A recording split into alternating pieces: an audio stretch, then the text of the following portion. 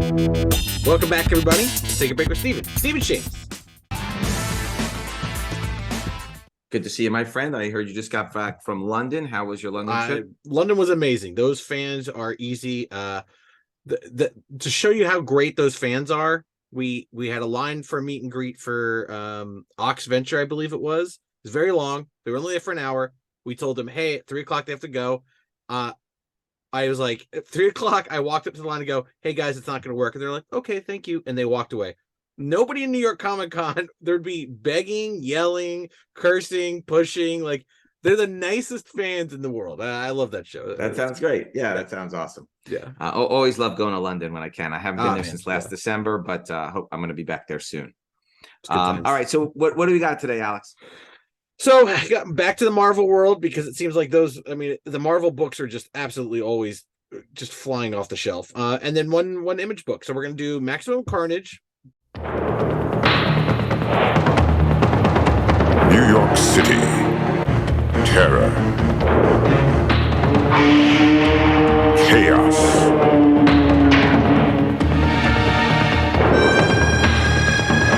And that was before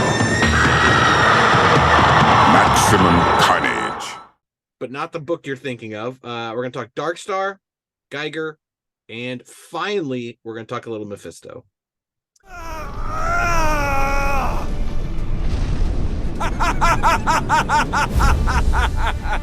Well, hello there, my sweet Stephen. Did you enjoy keeping my throne warm for me? Mephisto. I'll admit. Yeah, it's hard to believe we haven't brought Mephisto up before, right? I kind of looked through our old episodes because we try to cover new stuff every week. It's amazing that we've gotten through so many episodes, 130 some odd episodes, and we always find new things to talk about. Always. Yeah. So what's interesting about this stuff is, and we're seeing this more and more, is there are a lot of like limited edition variants, and at some point we'll talk about Wizard Magazine and stuff because I've kind of been doing a deep dive into that as well. You're seeing these one-offs, these promotionals, like the Spider-Man 2099 white cover from the Toy Biz. That kind of stuff now is really blowing up as people are like trying to like complete their collections. Like, wait a second, that comic got issued with a toy and they're hard to find, and they're hard to find in 9/8. Yep. Even if you have a brand new package, I've seen them. Yeah. They're still 9/4s and 9/6s because the way they're produced and printed and they're packed, just thrown in the bag and thrown in. Yeah. There was no care to those, and you can't. And a lot of these things are like the paper quality is the absolute worst because it's free. No one's spending money on it, so you can't press these things out. You can't do a lot of stuff. It's hard. Yeah. It's hard to find for sure. Okay. All right. So what are we talking about first, Alex? Maximum Carnage, the promo book that came with the video game. Right. And we're going to start hitting on some of this stuff more and more as we go down. Yeah. Because, we've talked about the Spider-Man 2099 white, which have been blowing up because they're impossible to find. Yeah. And that character is obviously in the new Spider-Verse film. Yeah. And it was in the Acclaim entertainment video game. Yeah. They did a promotional comic book. And lately, this particular issue has absolutely blown up. Yes. But they did sell a lot of these video games back. Yeah. I mean, you're just hoping. There's a reason why when you get like a Super Mario Brothers 1 inbox sealed, why it's so rare to find this. Because I mean, even I, as a kid who was a collector, I threw all my video game boxes and instructions, things like that. I just threw those away. Everybody did. Nobody kept that stuff. That wasn't something you would keep. And these promotional books, like, there's a lot of comic book fans that buy this book, that bought this video game, but this was also a reprint. Nobody cares about reprints in the grand scheme of things. So a lot of people just threw them away, gave them away. Like, it's a reprint of Unlimited, Spider-Man Unlimited. So why, if I already have that book, which is the real book, why am I keeping this? Yeah, I mean, I don't have the numbers in front of me. Maybe we should Google it, but like how many copies, this sold? I bet you, and again, this was before downloads. Yeah.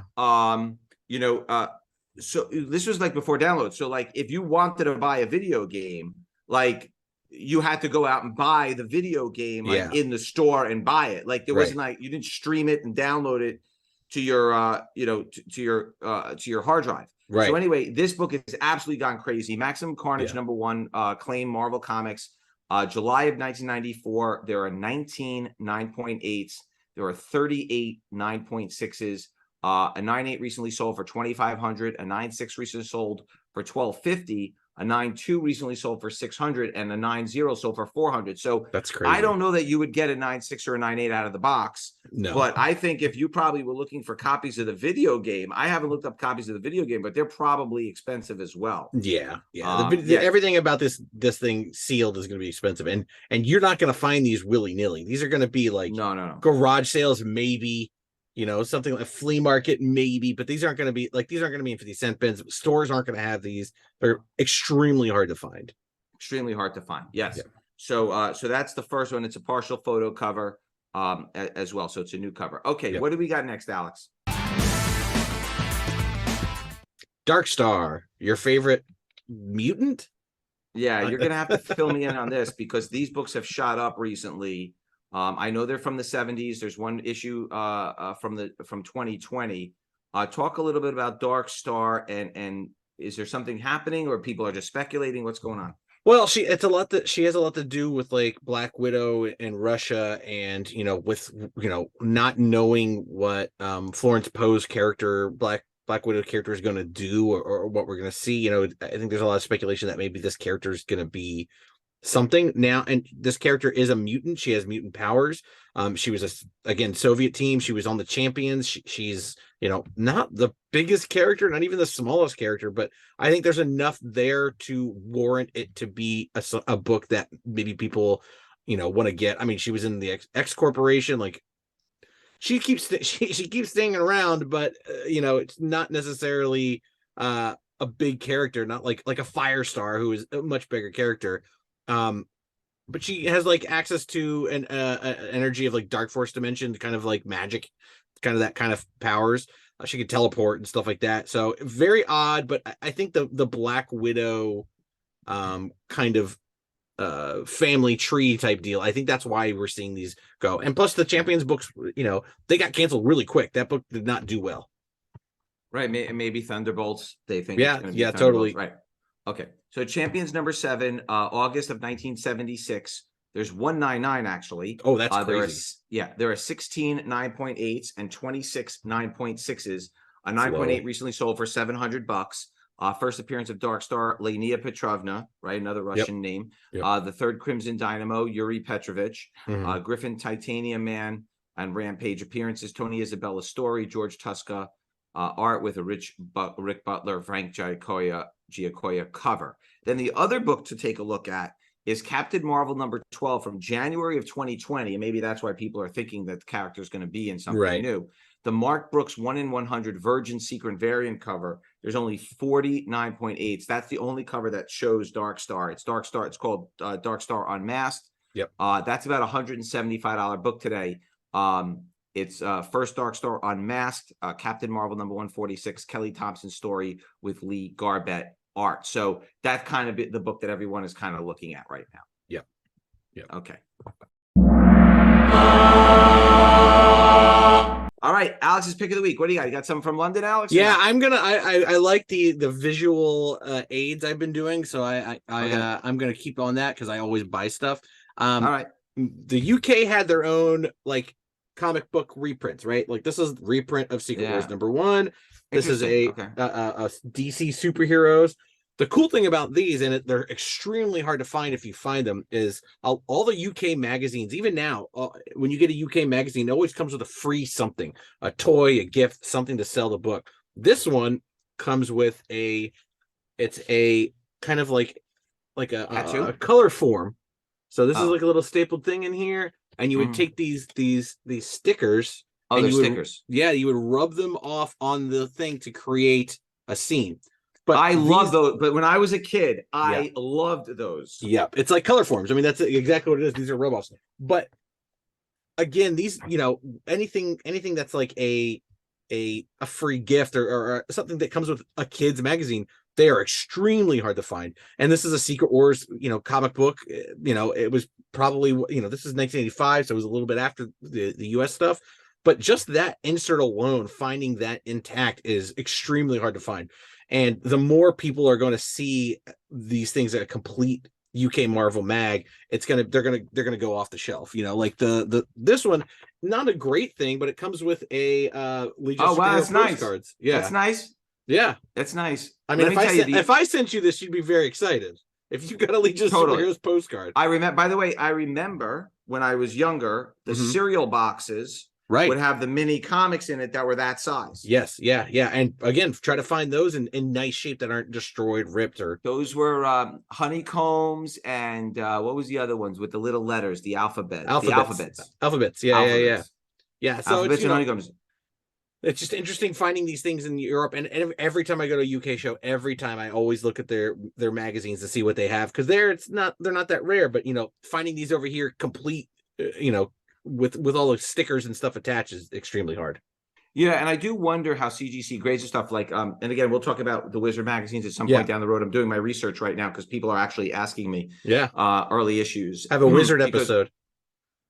I think we're going to need to, because what's happening is, you know how like the McFarlane issues are going crazy, of like the DC, and there's nothing in the interior, it's just on the covers. The same thing has happened with some of the early Wizards, and I'm talking to some of the fans about it, and they said yes, because some of the covers have become so iconic, the covers themselves, that people are starting to get them signed, and they want high grades, and they're like, which issues? They're asking me which issues were bagged, which issues were glued, which issues were stapled.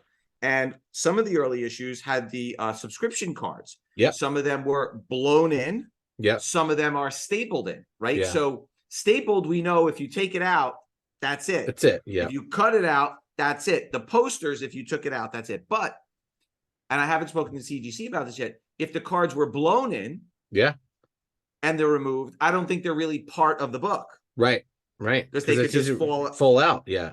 Fall out. So I'm going to try to get some clarity on that. And by the way, we are working with CGC right now on to get a pedigree for some of the Wizard file copies, and I will be sure to get you a copy of one of those. I would absolutely lose my mind on a file copy pedigree. Love those. Sure enough, funny story. I called the guy in charge of the pedigree over there. I said, "Do you think we can get these pedigreed?" So he was pulling my leg a little bit. He goes, "How do I know that these are Wizard file copies?" And I was kind of taken aback because I was like, "Excuse me?" He goes, "I'm just know kidding." Who I am? He's like one of the Shamus brothers calling me about yeah, we can pedigree them. So I was like, he's like, "Can you prove that those are your original books?" I'm like, "Really?" I love file copies are one of my favorite finds. I love finding those. I will get you a file copy. Love it. Okay. What do we got next, Alex? We are going to jump right back into the Marvel stuff. No, let's go Image. Let's go Geiger. Yeah. This is just a brand new. Why is this book going crazy, Alex? What's going on? Well, it got picked up, of course. Okay. Everything is getting picked up left and right, so it got picked up. It's a Jeff Johns book, and he is like producing, he's helping it through. So Jeff Johns, knows that industry very well. I mean, he came up with who's the Superman? Richard Donner. He came up with Richard Donner. He was in the movie and TV industry before he became the comics. The idea of Geiger is very cool. It's a nuclear war has happened. It's a post-apocalyptic, and there's people like out scavenging and everything. And there's one guy named Geiger or Joe Glow or Meltdown Man who is essentially like the hero of his town and his bunker of family members, and he kind of fights off these gangs and everything like that. So neat little post-apocalyptic, which everybody loves those. And having Jeff Johns be the writer and be the producer means it probably could push it along very easily, very well. Yeah, these books are starting to inch up a little bit, so let's talk a little bit about it. Geiger number 1, Gary Frank, cover A, April of 2021. There are 656 9.8s with one 9.9, $100. Cover B, Eric Larson, 133 9.8. That's about $100. These are very hefty print runs, so people know that people are sending these in. But again, if this show becomes a hit, these are going to be cheap prices, everybody. Jason Fabok, cover C, 211 9.8s, one 9.9. It's only about a $50 book. Blank sketch cover D. There are 14 9.8s. Those are only about $15 raw. There's the Gary Frank glow in the dark cover E, 250 9.8s. That's about a $60 book. This is the book that I would be looking for. The Gary Frank one per store sketch cover. There are 180 9.8s. There are 2 9.9s. Those are about 125, but they're going up, up, up. The second print, Gary Frank, 74 9.8s, 1 9.9, about $75. There's a Gary Frank second print sketch cover. Of course. 23 9.8s, 1 9.9. That's about $100. Then there's the third print. Came out in May of 2021. There are 71 9.8s. That's about a $50 book. Then there's the fourth print. It's a red color. Yep. 34 9.8s, 1 9.9. That's about $70. And then lastly, there's a 1 in 25 fourth print variant cover green, 6 9.8s, and that's about $125 book. So these are all very reasonably priced right now. Get them before the show gets picked up. Yeah, definitely. I mean, there's a lot out there. But with the variants and the second prints and everything, I think that's where you really focus. A number one cover A is great, but go with the variants and second prints. Right. That's the way to do it. Yeah, for sure. All right, what are we closing with today, Alex? Mephisto. We finally have MCU, hard evidence that we are getting a Mephisto in the MCU, and finally, after years of talk. Yeah. All right, so talk about the character and what we should know. Yeah, so Mephisto is a character that's been in the comic books for a very long time. Silver Surfer villain turned everybody villain. He's kind of like the make the deal with devil guy. Like he'll help you and do stuff, but there's always a catch, et cetera, et cetera. One of the biggest, I think the biggest Mephisto play in the comic books the last few years was the, One More Day, the Spider-Man, he tells Spider-Man, I'll wipe everybody's mind clean of you, but you can't be married to your wife anymore, et cetera. That was a big one, but I mean, he's been around and been a villain in almost, I would say, all the Marvel mainstream books. He's been a villain in at some point. Love him in the Silver Surfer stuff, and he's going to be, it's fun. I'm glad to see him finally in after all the speculation. Yeah, so for today, we're just going to talk about a couple of early appearances. As time goes on and we see some more happening, but even in low grade, these are very expensive books because they're very, very old. Yeah. Silver Surfer number 3, December of 68. There are 8 9.8s, 44 9.6s, 80 9.4s, 103 9.2s, and 145 9.0s. So really, you're looking at trying to get a low 8.5, maybe a 9.0 kind of a grade. An 8.5 recently sold for $2,300. A 6.0 recently sold for $700. A 4.5 recently sold for a little under $500. First appearance of Mephisto, Tales of the Watcher, backup story, Stan Lee story, John Buscema cover, John Buscema, Gene Colan, and Paul Ryman artwork. The other book to take a look at is Silver Surfer number 16. It's the iconic Mephisto cover. Yes. May of 1970. That's the cover that everybody wants. May of 1970. 7 9.8s, 34 9.6s, 48 9.4s, and 61 9.2s. Recent 7.5 sold for $175. It's a Mephisto and Nick Fury appearance, Stan Lee story, John Buscema art with John Buscema cover. I would look at one of these books, try to get a nice clean 7.5, 8.0, 8.5 type of book. This is the cover. This is like sort of the iconic cover shot that everybody wants. Yep. All right. Well, thank you everybody for joining us today. We appreciate you joining us here. Thank you. And we'll see you everybody. If you have any questions, comments, leave them in the field. Otherwise, we'll see you next week. Same bat time. Same bat channel.